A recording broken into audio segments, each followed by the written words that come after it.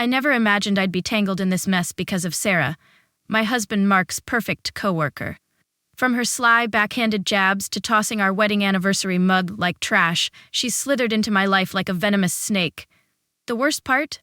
Mark doesn't see it. He laughs it off, calling me sensitive, while Sarah tightens her grip on his world. What's hiding behind her smug smile? I'm determined to uncover the truth. I never thought someone like Lisa, my husband James's coworker, could turn my life upside down. It all started 3 years ago when James joined the company and began working with her. At first, I tried to be welcoming. I invited Lisa to our backyard barbecue, even included her in group outings, hoping to build a friendly rapport. But I quickly realized I'd made a mistake. From our very first meeting, Lisa let loose with sly, cutting remarks. She looked at me, flashed a faint smile, and said, "Oh, you're a yoga instructor? That must be peaceful, huh?" I knew that tone. It wasn't a compliment. Then came my painstakingly prepared grilled meat. She shrugged. I guess not everyone gets seasoning right. I gritted my teeth, trying to stay calm, but doubts began creeping in. James, though, saw no issue. He'd laugh loudly whenever Lisa joked like that, telling me she was just being funny in her own way. I started feeling like I was losing my mind, wondering if I really was too sensitive, but then it went too far. One morning, I noticed the anniversary mug I'd given James, a special gift with our wedding photo, was gone from his desk. When I asked, he casually replied, "Oh, Lisa said it didn't match the office vibe, so she threw it out." I was stunned. It wasn't just a mug, it was our keepsake. I exploded, confronting him, but James just shrugged. "Don't make a big deal out of it. Lisa just wants the workplace to look professional." Professional? With a mug bearing our wedding picture? Lisa didn't stop there. Once, I brought homemade cookies to the office to share, hoping to lighten the mood. Lisa took one, bit into it, then set it down with a grimace. "Guess you've never had proper baking lessons? Oh well, not everyone has the knack." The room chuckled, and James clapped her on the shoulder, saying, "You're such a riot." I stood there, feeling like I'd been doused with ice water, but he didn't notice the hurt in my eyes. That night, I told James about it, hoping he'd understand. Instead, he sighed, "You're being too sensitive. Lisa doesn't mean any harm."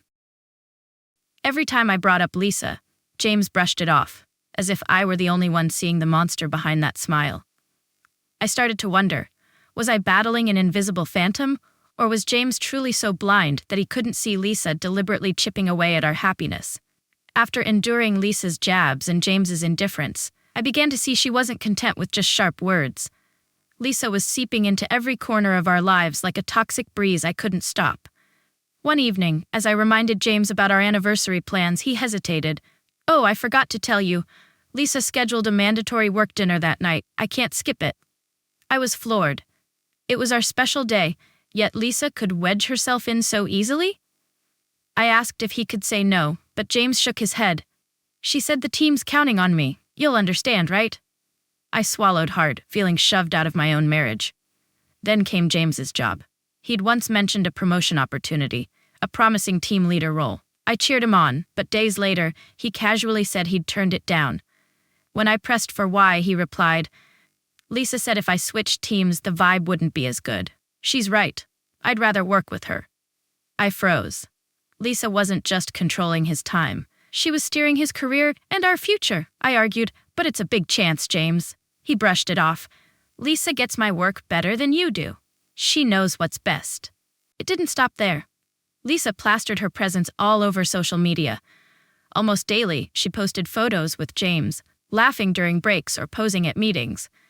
Hashtags like #WorkPowerCouple and #OfficeBesties littered her posts, sparking questions from friends. "How's your husband so close with a coworker?" I tried brushing it off as just work, but it stung to see James liking every single one. Once, I overheard her bragging to colleagues. "James couldn't function without me. We're the tightest duo here." I stood behind the door, hands trembling with rage. The breaking point came one night when we were watching a movie together. Lisa called, claiming an urgent project, her voice dripping with an odd sweetness. James jumped up, grabbing his laptop to help her out real quick. I stared at him. "Can't you wait till morning?" He frowned. "Lisa needs me now. Don't make this harder." I went silent, but one thought consumed me. Lisa wasn't just a coworker. She was claiming James piece by piece right in front of me. Would he ever see it? Or was I doomed to watch her steal my happiness from the sidelines? Lisa's interference didn't stop at manipulating James's time and career, as I'd noticed in recent months. Her presence in our lives ran deeper than I'd imagined, and I decided to dig for answers. One night, while James slept soundly, I grabbed his phone and scrolled through his messages with Lisa. Hundreds of texts popped up, not dry work exchanges, but long, intimate chats that made my heart clench. They messaged constantly, from early morning to late at night. One from Lisa read, "Did your yoga wife make cookies again today? Probably as bland as usual." James didn't counter her jab or defend me, he just sidestepped it. "Anyway, see you at the canteen for lunch. Fried chicken's on the menu." I kept reading and learned they ate lunch together every day, just the two of them. James's texts brimmed with excitement. "Canteen's packed today, everyone else is so loud. Lunch with you is the only thing worth it." Lisa replied, "Good, I like it better this way, just us." I pictured them across from each other, laughing, while I sat at home, clueless about being edged out. Once, Lisa sent a photo of their lunch table with the caption, "Who needs a team when I've got James as my lunch buddy?" He liked it instantly. It felt like a knife twisting in my chest. What hurt more was how casually they trashed others. James wrote, "Tom missed another deadline. Useless as always. Tell me more at lunch." Lisa shot back, "Oh, I'll spill all their stupid antics. Only you get me." They'd built a private world where I didn't exist. Digging further, I found Lisa gloating about the mug. "I smashed that cheesy photo mug on purpose. Thanks for not being mad." James replied, "Yeah, those picture gifs are kind of tacky." I trembled. He didn't just let her destroy our keepsake, he agreed with her. I scoured his emails, computer, even tore through the house for signs of physical cheating. Nothing. Still, those texts cut like blades. One afternoon, I casually asked, "Who do you usually eat lunch with at work?" James grinned, "Just Lisa. The others are boring." I pressed, "Does she ever say anything about me?" He shrugged, "She teases a bit sometimes, no big deal." I went quiet, but my mind screamed, how could James not see Lisa's venom, or was he choosing to ignore it? After uncovering the texts between James and Lisa, their private lunches, and his indifference to her insults, I couldn't take it anymore. That night, as James got home, I slapped his phone on the table, the screen still glowing with the last chat I'd read. "We need to talk," I said, voice shaky but firm. I laid it all out, Lisa's mockery, how she'd hijacked his time and mind, and how he never stood up for me.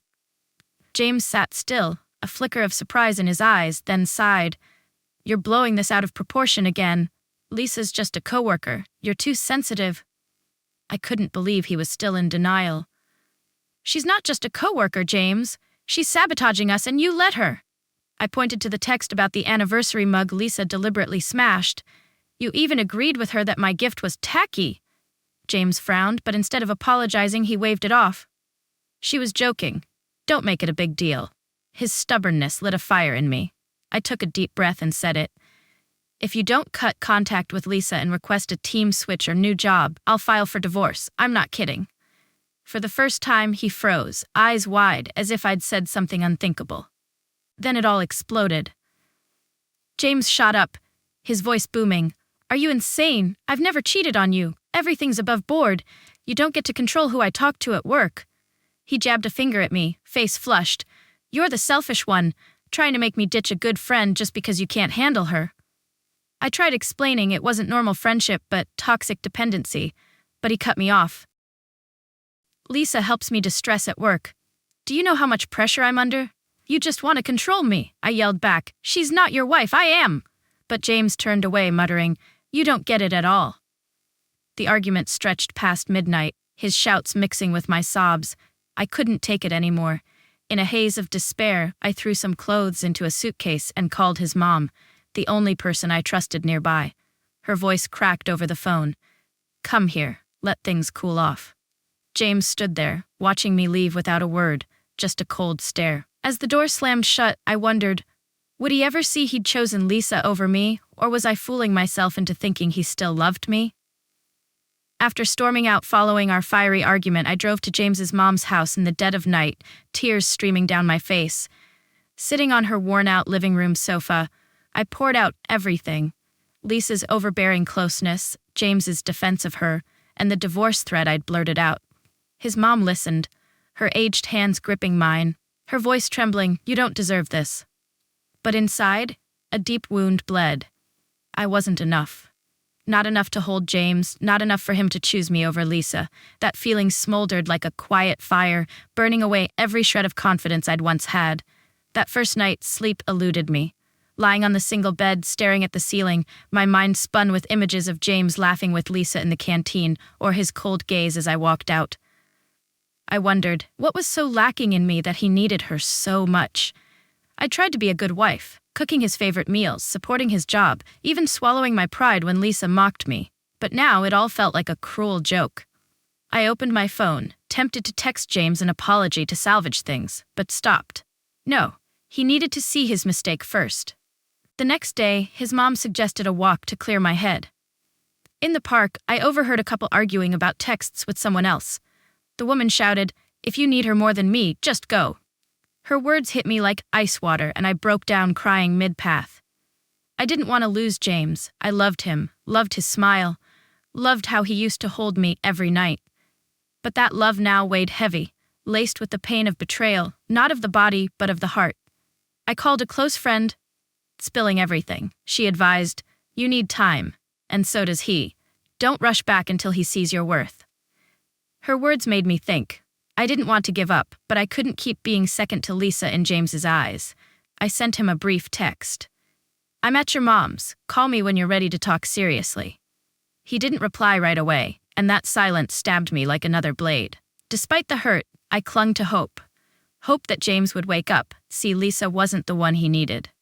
I sat by the window watching the rain fall, telling myself, I'll give him time. He's worth it. But deep in my heart, I was scared. Scared that my love wasn't strong enough to pull him back from the world Lisa had built around him.